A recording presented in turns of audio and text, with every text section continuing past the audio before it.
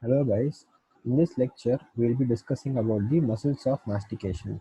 The muscles of mastication is an important short note which is frequently asked in the university examinations. So in this lecture we will be discussing about the classification of the muscles of mastication, the properties of muscles of mastication, the individual muscles in detail, and finally the clinical anatomy. So introduction. Which muscles are called the muscles of mastication? So the muscles concerned with the movement of mandible at the temporomandibular joint and which helps in speech and mastication are together called as the muscles of mastication. So muscles of mastication are nothing but the muscles concerned with the movement of mandible at the TM joint during speech and mastication. So we all know that mastication is a chewing process, right? So the muscles that are concerned with the movement of the mandible at TM joint during speech and mastication are called the muscles of mastication. So now we will come into the classification of the muscles of mastication.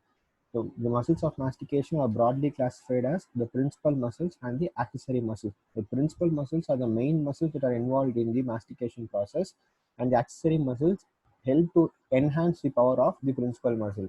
So the principal muscles include the temporalis muscle, the masseter muscle, the medial pterygoid, and the lateral pterygoid muscle. And the accessory muscles include the digastric muscle, the buccinator muscle, the mylohyoid, and the geniohyoid.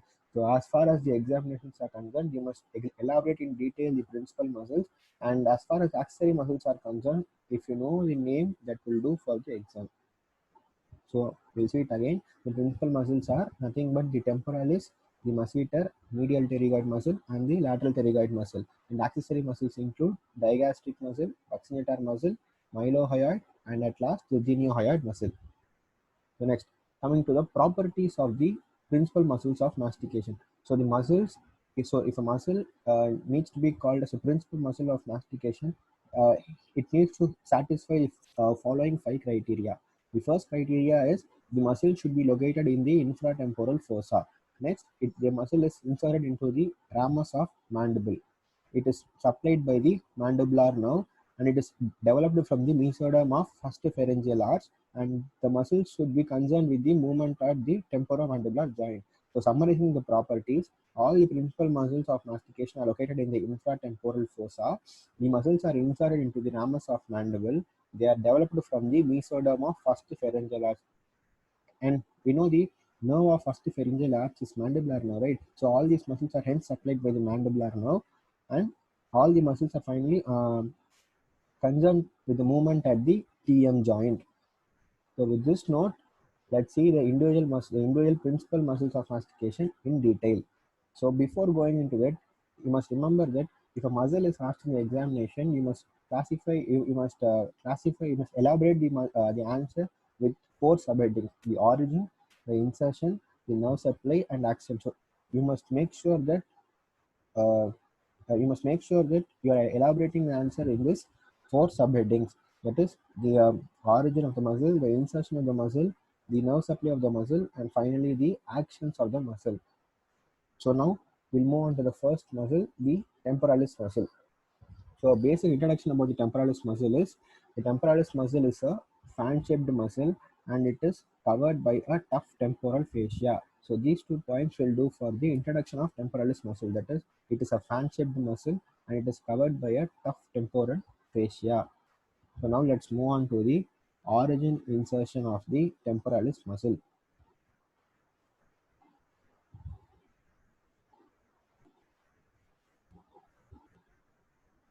So now, yes, the temporalis muscle originates from the floor of temporal fossa. So consider this to be the temporal fossa. So this entirely is the temporal fossa. So it originates from the floor of temporal fossa, and it also originates from the temporal fascia. So we have two origins for the temporalis muscle. It originates from the floor of the temporal fossa and the temporal fascia. So all these so the muscle after originating in this part, it goes and inserts into the. So yes, before going on to the insertion, for better understanding of the insertion of all these muscles of mastication, you must understand the parts of the mandible. So consider this to be the mandible.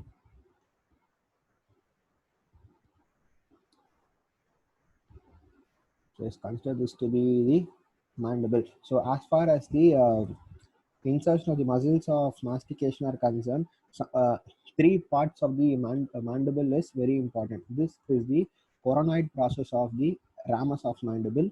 This entirely is the ramus of mandible, and the junction between this vertical part and the horizontal part of the mandible is the angle of mandible. So these three parts of mandible is important regarding the insertion of the principal muscles of mastication. So uh, so this part, this hook-like part is the coronoid process of the ramus of mandible. This vertical part is the ramus of mandible, and this junction between the vertical and horizontal part is called the angle of mandible.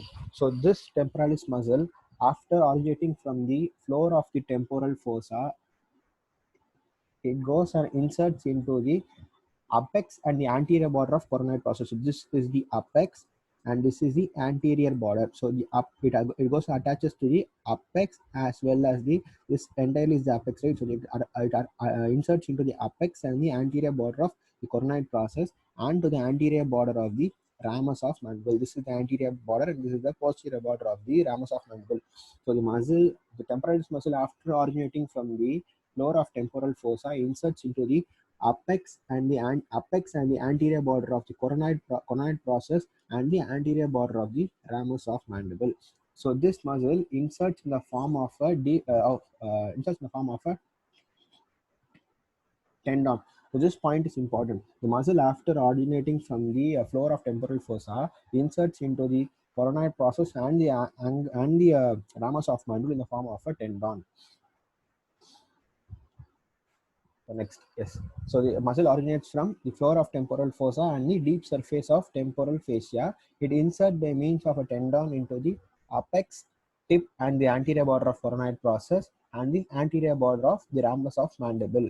The nerve supply of this muscle is the anterior division of mandibular nerve and the deep temporal nerve. But the most important is the anterior division of the mandibular nerve. So this is the most important, the anterior division of the mandibular nerve, and its actions are elevation of mandible and retraction of mandible. So the action of elevation of mandible helps to close your mouth.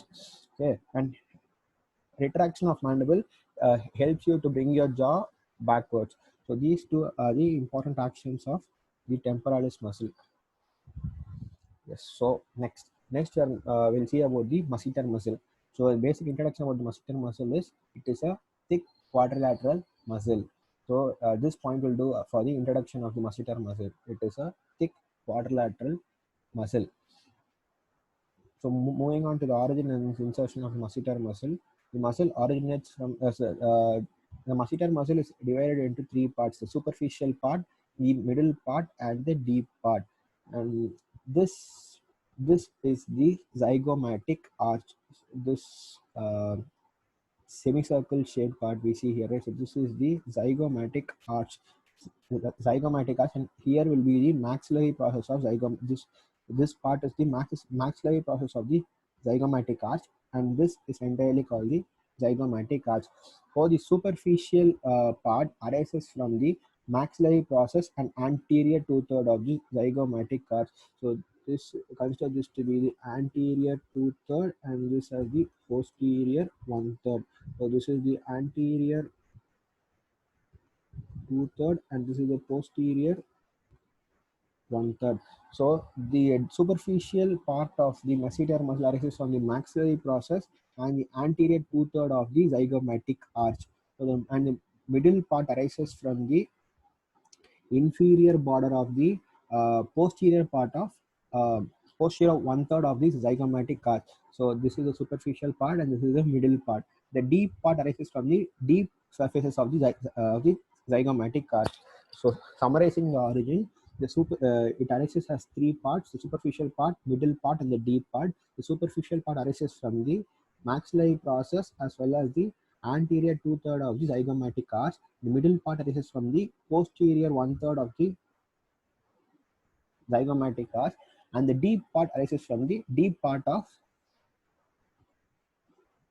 zygomatic arch. And these muscles are inserted into So yes, the superficial part is in. This is the superficial part, right? The superficial part is inserted into the posterior part of the lower half of the ramus of mandible. So this is the anterior part. This is the posterior part. Right? Consider this to be the half. This is the upper part. This is the lower part. So the superficial part inserts into the posterior part of uh, lower part of the angle as well as the ramus of mandible. The superficial part inserts into the lower posterior part of the ramus and the angle of mandible. The middle fibers insert into the central part of the uh, uh, ramus of mandible, and the deep part inserts into the deep. This is the deep part. So deep part inserts into the coronoid process and the upper part of ramus of mandible. So the superficial part inserts into the lower posterior part of ramus of mandible and the angle of mandible. So this is the superficial part, and the middle part inserts into the central ramus, and the deep part inserts into the coronoid process as well as the upper part of the ramus. So origin is by three layers. The superficial layer is by from the maxillary process and anterior two-thirds of inferior border of the zygomatic arch. The middle layer is from the inferior border of posterior one-third of zygomatic arch, and the deep layer is from the deep surface of zygomatic arch. So since there are three origins, insertion is also three. The superficial layer inserts into the lower posterior half of the ramus of mandible and the angle of mandible. The middle layer inserts into the central part of the ramus of mandible, and the deep layer inserts into the coronoid process and the upper ramus. So the insertion is entirely onto the ramus of mandible. Deep layer into the upper ramus, middle layer into the central ramus, the superficial layer into the lower posterior half of the ramus. Now moving on to the nerve supply and actions of the masseter muscle. The nerve supply is by the masseteric nerve, a branch of the anterior division of mandibular nerve. If you forget the masseteric nerve, it is enough if you just write the anterior division of mandibular nerve. And the actions of the masseter muscle include elevation of mandible. So this action also helps you to close your mouth. Okay, so this action also helps you to close your mouth. So next, moving on to the lateral pterygoid muscle. So the basic introduction about the lateral pterygoid muscle is that it is a short, thick, and a conical muscle. So this one point will do for the introduction of the lateral pterygoid muscle. So it is a short, thick, and a conical muscle. So now moving on to the origin and insertion of the lateral pterygoid muscle. So as far as origin is concerned, it originates as two heads: the upper head of the lateral pterygoid and the lower. So this is the upper head of lateral pterygoid. This is the lower head of the lateral pterygoid. So the upper head. This is the upper head. Upper head originates from the infratemporal surface and crest of the greater wing of sphenoid. So this is the greater wing of sphenoid, and this is the lateral pterygoid place. So these two bony parts are important regarding the origin of the lateral pterygoid muscle. So this is the lateral pterygoid plate, and this is the greater wing of sphenoid. So this is the infratemporal surface of the greater wing of sphenoid, and is the this is the crest of infratemporal. So consider this part. This is the crest, and the surface below this is called the infratemporal surface.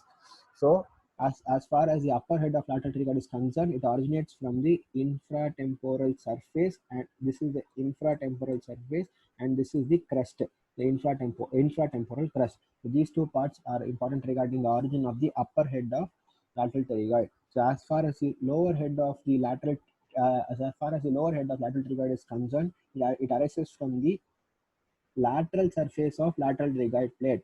So this is the lateral surface. So this is the lateral surface, and inner to this one is the medial surface.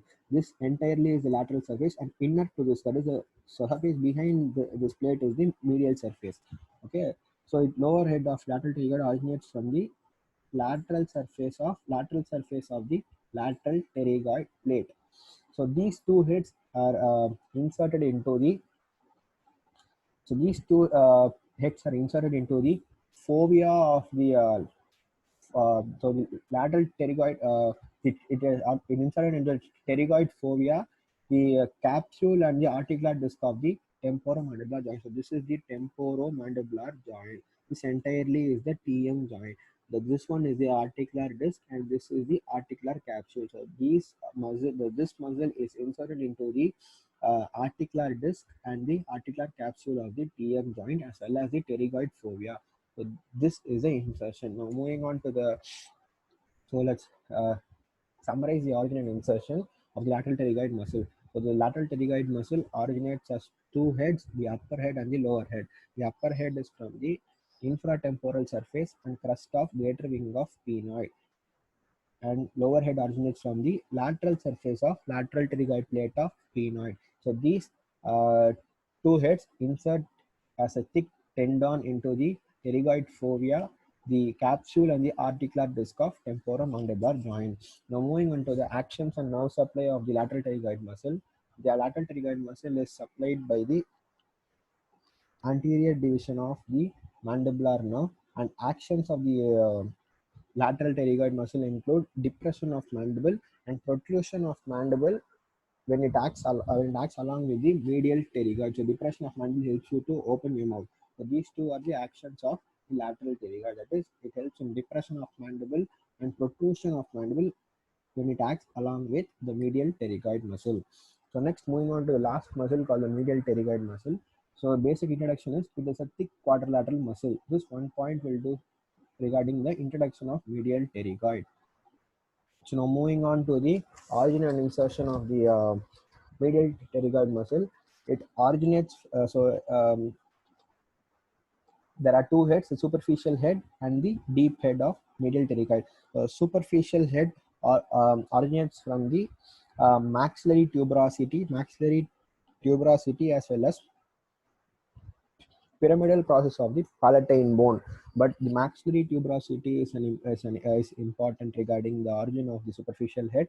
So consider this to be the maxillary tuberosity. Maxillary tuberosity. So this superficial head arises from the maxillary tuberosity, and the deep head arises from the medial surface of lateral pterygoid plate. So this is lateral pterygoid plate, right? So and last slide we discussed that the surface behind this, exactly behind this, is the medial surface of medial surface of the lateral pterygoid plate. So deep head arises from the medial surface of the lateral pterygoid plate. So that's an easy way to remember the origin. The lateral pterygoid originates from the lateral surface of lateral pterygoid plate, and the medial surface arises from the medial surface of the lateral pterygoid plate. So these heads insert into the posterior part of, so this is the anterior part, this is the posterior part, this is the superior part, this is the inferior part, this is the lateral part, and the one exactly behind what we see here is the medial part. So these fibers insert into the posterior side, posteriorly, inferiorly, and the medial surface of ramus and the angle of mandible. So the muscles of the so the heads of the medial pterygoid insert into the postero-inferior part of medial surface of ramus and the angle of mandible. So these points are important regarding the origin and insertion of medial pterygoid muscle. Now moving on, now summarizing the origin and insertion, the medial pterygoid muscle originates as two heads, the superficial head, the deep head. So the superficial head arises from the maxillary tuberosity and pyramidal process of palatine bone. So in palatine bone, we have some processes like maxillary tuberosity and the pyramidal process of palatine bone. The superficial head arises from the maxillary tuberosity and pyramidal process of palatine bone.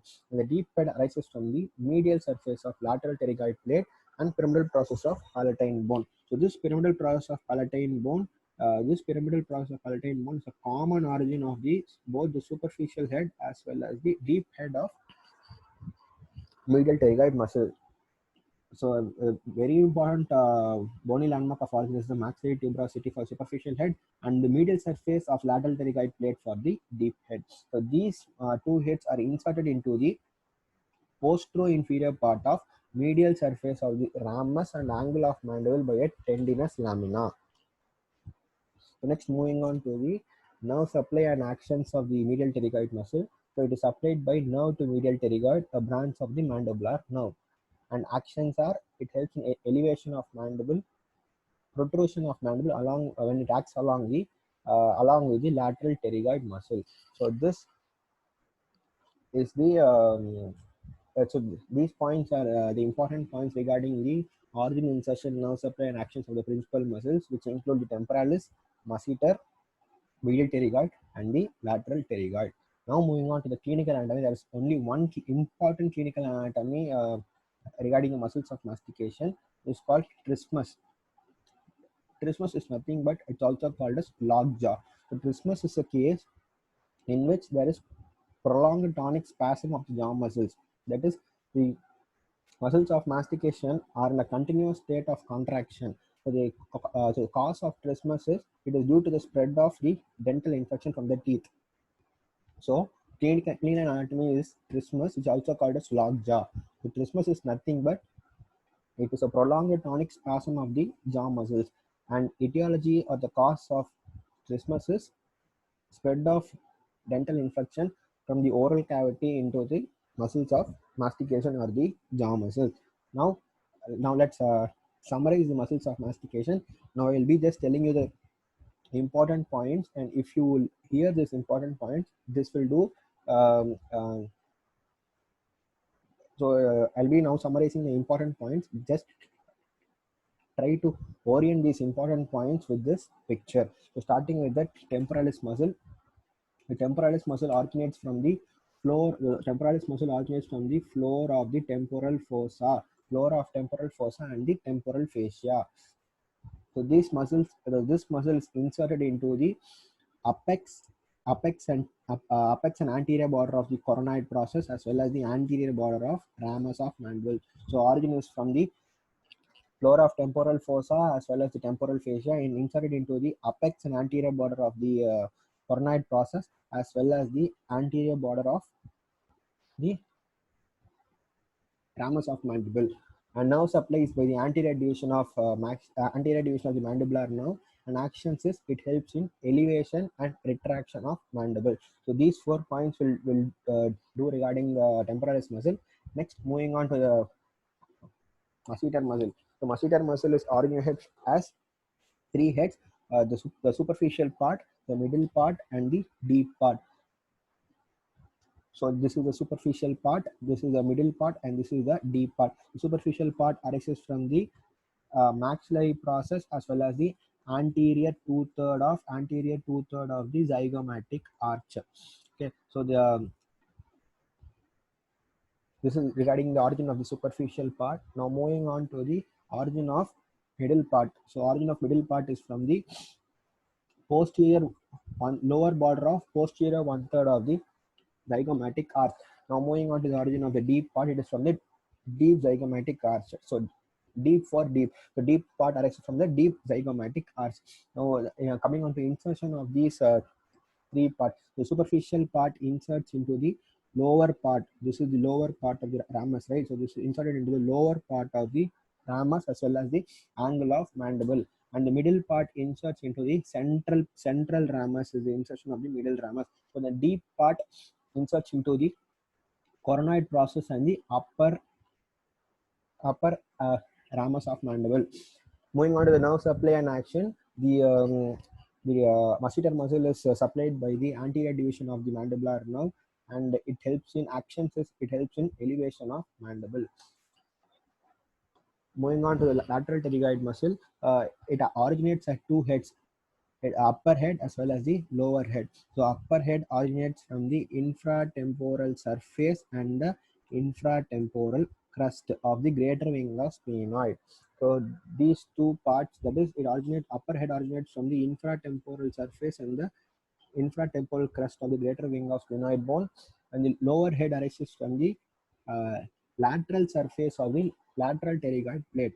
So these 2 heads insert into the pterygoid fovea, as well as the articular disc and the articular capsule of the TM joint.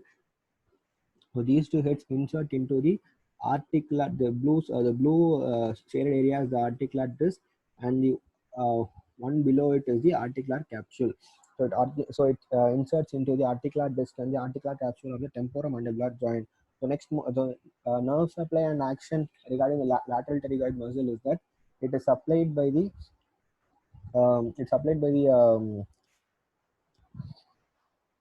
mandibular nerve, and it is action is the important action is depression of the mandible and protrusion of mandible when tags along with the medial pterygoid muscle. Moving on to the medial pterygoid muscle, the medial pterygoid muscle originates as the superficial head and the deep head. So there are two heads for medial pterygoid muscle. The superficial head arises from the maxillary tuberosity. So this is the maxillary tuberosity. So the superficial muscle arises from the maxillary tuberosity. The deep head of medial pterygoid arises from the medial surface of lateral pterygoid plate. So lateral for lateral and the medial for medial. So the deep head arises from the medial surface of the lateral pterygoid plate. So both these heads are inserted into the uh, postero-inferior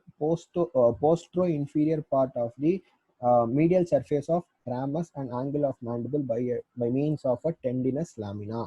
So it is applied by nerve to medial pterygoid. Is a branch of the mandibular nerve, and its actions are it helps in elevation of mandible as well as protrusion of mandible when it acts along with the lateral pterygoid. So this is the summary. If you understand the pictures, if you just draw the picture, and if you mention these 4 points, this table is given in your book. So, in your book, I think it is given in Vishram Singh. So if you draw the picture and if you mention only these 4 points, this will do regarding the muscles of mastication. And another important points are the properties of muscles of mastication. So you must explain the properties by its uh, location, its embryology, its insertion, its nerve supply, and finally its action. So this is the end of this lecture. If you have any doubts, drop it in the comment box and I'll get back to you as soon as possible. Thank you.